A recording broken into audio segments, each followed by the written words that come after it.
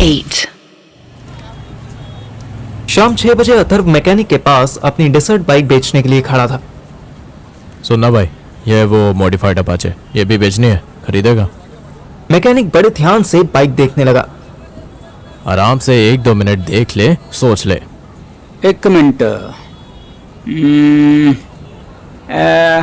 As the engine भी modify करा है? नहीं यार, दिल्ली में इंजन से छेड़छाड़ अलाउड नहीं है। बाकी टायर हैंडल सब डेकोरेटेड है। कितने चाहिए इस दे?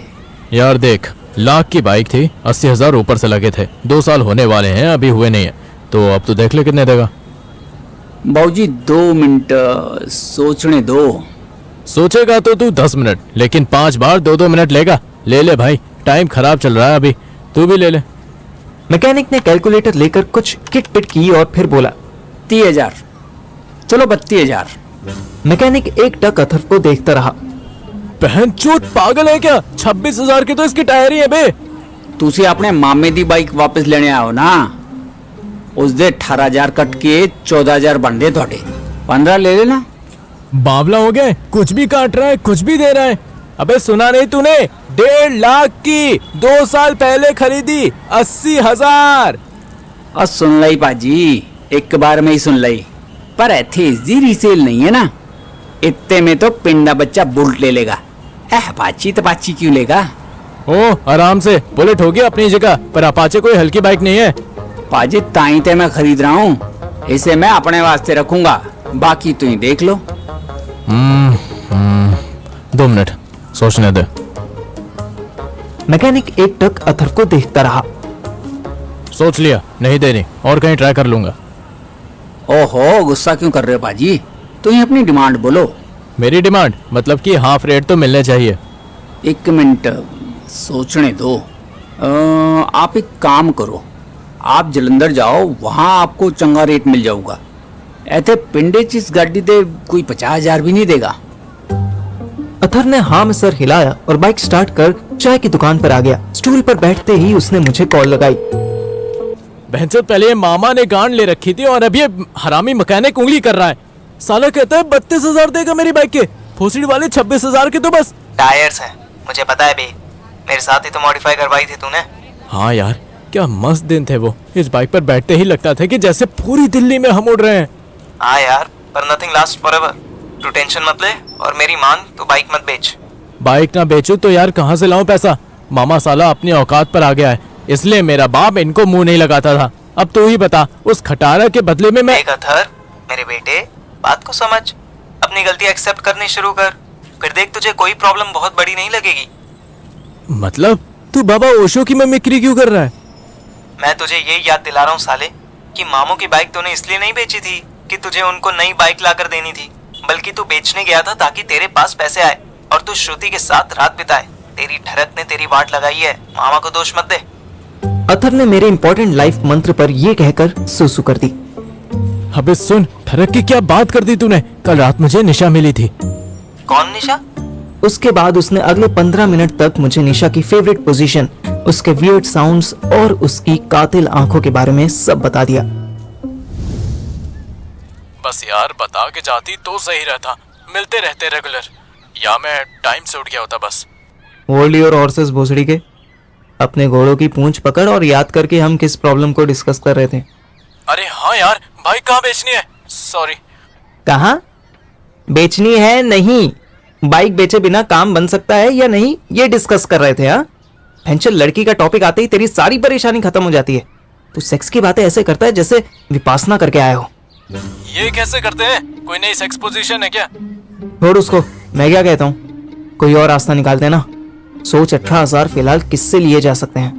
पता नहीं यार, तू सोच, ये डिपार्टमेंट तेरा है, किसी खुद तो दिल्ली में रहकर नई नई बकचोदियां कर रहा है और सोचने का काम मुझे दे रहा है। मुझे बस इतना पता है कि 2 दिन में चाहे मैं गांड मरवाकर 18,000 लाऊं, पर एक बार पैसे दे दिए ना, फिर मैं इस चूतिया आदमी की शक्ल भी ना। एक मिनट, तू मामा की बात इतनी लिटरली क्यों ले रहा है? गांड मरवा के क्यों पैसे कमाने, जब तू मार के कमा सकता है? मतलब सच। अथर ने 1 मिनट पॉज लिया, पर वो समझ गया कि मैं क्या चाहता था। मैं इस टाइम भी छत पर टहल टहल कर अपना नया विंड चाइम्स बजा रहा था। तभी नीचे से सुनीता आंटी चिल्लाई, पार्थिव नीचे आ जल्दी। सुन मैं तुझे बाद में कॉल करता हूँ। हाँ हाँ पता है, मम्मी की आवाज आ गई यहाँ तक। कैसे हैं वो? भूसड़ी के, कभी खुद से फोन करके पूछ ले उनसे कि कैसी हैं। मम्मियाँ बच्चों को घर से बाहर क्या भेजने, पहले बच्चों ने दिल से बाहर निकाल देते हैं। अथर ने कोई जवाब नहीं दिया। मैंने फोन काट दिया और सीधा नीचे गया। आंटी वापस किचन में घुस रही थी। यस आंटी, क्या हुआ? मुझे क्या पता क्या हुआ, बाहर जाकर देख। 2 पुलिस वाले आए हैं, तुझे पूछ रहे हैं। तो आपने उन्हें अंदर नहीं बुलाया? अरे क्या करना, बाहर से बाहर ही चले जाएं तो अच्छा है। आयशा पूछेगी तो कह दूंगी पासपोर्ट बनवाने दिया था, उसी के रिश्वत मांगने आए होंगे। मैं एक नजर आंटी को देखता रहा। पता नहीं ये किस क्यूट मिट्टी से बनी लेडी थी। मैं मेन गेट पर पहुंचा ही था कि मेरी फट गई। एएसआई रघुबीर मुझे देखकर मुस्कुरा रहा था। मेरी सिक्स्थ सेंस ने मुझे अलर्ट कर दिया था कि रघुबीर किस लिए आया था। हाँ भाई, इधर आजा बाहर को जल्दी से। मैं डरते डरते उसके पास पहुंचा। जी सर, सब ठीक? रघुबीर ने बात शुरू होने से पहले ही मेरे कान पर थप्पड़ मार दिया। समझ गया कि क्यों पड़ा या बताऊं? क्यों क्यों मारा सर? नोटंकी मत कर।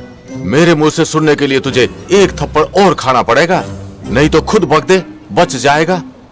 मैं और अथर बचपन से लेकर अब तक एक चीज के लिए तो ट्रेंड थे कि जब भी बिना कोई बात बताए मार पड़े तो कभी खुद से नहीं बताना कि हाँ हमने शरारत की है, क्योंकि क्या पता पापा या मम्मी किस बात पर कूट रहे हों।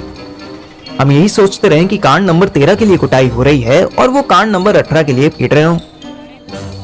मुझे सच में नहीं पता सर, क्यों मारा आपने? रघुबीर मुस्कुराया और उसके साथ ही हवलदार महेंद्र ने उसे मोबाइल पकड़ा दिया। ये देख, एक बढ़िया वीडियो आई है, देख। कुत्ते की पूंछ, साला हमारा पुलिस स्टेशन से बाइक चुराना सीसीटीवी में आ गया था। अब दूजा थप्पड़ खाने को तैयार हो जा। बता, सामने गाल पे मारू या नए वाले पे? हनुमान जी की तरह मेरी जान बचाने के लिए पापा बिल्कुल ठीक टाइम पर पहुंच गए। घर के बाहर 2 पुलिस वालों के साथ मुझे खड़ा देख वो कुछ सस्पिशियस हुए, पर उन्होंने गाड़ी से बाहर निकलते ही नॉर्मल बिहेव करना शुरू कर दिया। अरे रघुबीर जी, आप यहाँ कैसे? कोई बात हुई? और आप बाहर क्यों खड़े हैं? पार्थिव, इन्हें अंदर लेके चलो ना। राम राम शर्मा जी, अंदर भी चलेंगे, लेकिन पहले बाहर की बात तो समझ ले। आपके छोरे ने इस छोरे के साथ मिलकर थाने में से गाड़ी चुराई है और वो सारा कुछ इस सीसीटीवी में आ गया है, ये देखो। रघुवीर ने पापा को भी सेम फुटेज दिखानी शुरू कर दी। मेरी टांगे कांपने लग गई। अभी 2 दिन पहले ही तो पापा ने मुझसे कहा था कि वो मुझ पर भरोसा करते हैं, और आज इस भरोसे का मैंने झरोखा कर दिया। मैं अपनी सिचुएशन अभी तुरंत अथर को नहीं बता सकता था, और उधर अथर मोनू को कॉल मिला रहा था, पर 2 बेल जाने के बाद भी मोनू ने फोन नहीं उठाया। रात के 8 बजे अथर हाईवे के पास वाले ढाबे पर बैठा लस्सी पी रहा था। साली कल पीछा नहीं छोड़ रही थी और आज फोन नहीं उठा रही। अथर ने गाली दी ही थी कि मोनू का कॉल आ गया। क्या हुआ, बार बार कॉल क्यों कर रहे हो? मेरी इतनी याद आने लगी। हाँ, बहुत जोर से याद आ रही है, मिलना चाहता हूँ। बोलो, आ जाओ। तुम क्यों ऐसे फुसफुसा करके बात कर रहे हो? हाँ यार, मैं क्यों ऐसे फुसफुस कर रहा हूँ? बोलो, बताओ, मिलोगी?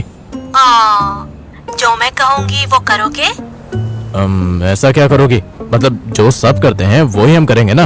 हाँ, जो सब करते हैं वो ही करना होता तो तुमसे क्यों कहती?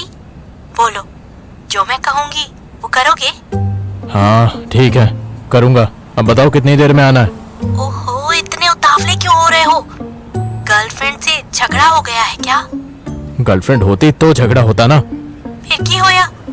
इतने डेस्परेट साउंड क्यों करने लगे? वो क्या है कि मुझे कुछ पैसों की जरूरत है, बहुत ज्यादा जरूरत है। और लास्ट टाइम जब तुमने कॉल किया था तो कहा था कि तुम मुझे पैसे भी। ओहो छट्टू, वो तो उसी टाइम का ऑफर था, अब तो मुक गया, मीन्स खत्म हो गया। अब नेक्स्ट टाइम आना। ओह ओके, मतलब कोई नेवर माइंड। ठीक है मोनू, मैं रखता हूँ। ओहो, मतलब सिर्फ पैसों के लिए मिलना था? वैसे ही कोई आग नहीं लगी। मैंने पहले ही बताया ना यार, मेरी लाइफ ने इतनी बुरी मार रखी है कि मैं किसी लड़के की क्यों मारूं। अरे बुद्धू, मैं लड़का नहीं हूँ, मैं लड़की ही हूँ। अब देख, ये जो तूने लास्ट में पॉज लेकर अब बोला है ना, यहीं से गड़बड़ हो जाती है। एनीवेज, मैं रखता हूँ, कोई और जुगाड़ सोचता हूँ। अरे अरे रुक रुक रुक, मैं मजाक कर रही थी। मैं रेडी हूँ, मैं पे कर दूंगी। अथर्व की आंखों में चमक आ गई। कितने? वन टाइम के 1000, फुल नाइट के 3000, लेकिन सेटिस्फेक्शन मिला तो। अगर तुम तुरंत फुस हो गए तो? No chance. अपनी अभी 3 रातों की बुकिंग ले ले। इम्पॉसिबल, मैं आज नहीं मिल सकती। ये तुम्हें बैकग्राउंड में शोर नहीं सुनाई दे रहा? बहुत ध्यान से सुनने पर अथर्व को ट्रेन की आवाज आने लगी। इसका मतलब मोनू जलंधर में थी ही नहीं। इसका मतलब मामा की दी हुई 2 दिन की डेडलाइन में से 1 दिन तो वेस्ट होने वाला था।